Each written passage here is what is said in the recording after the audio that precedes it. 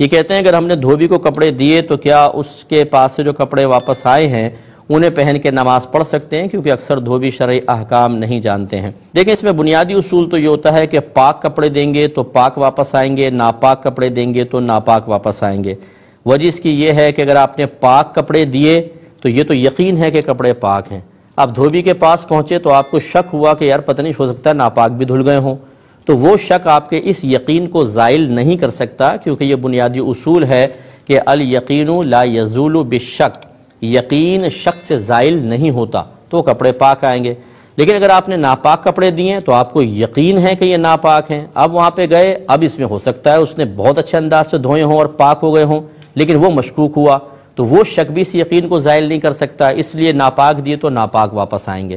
ہاں اگر آپ کو پتہ ہے کہ وہ کس طرح دھوتا ہے، اگر آپ کو یقین ہے کہ وہ اتنا پانی بہاتا ہے کہ نجاست اگر ہو بھی تو وہ بہہ جائے، یا پھر وہ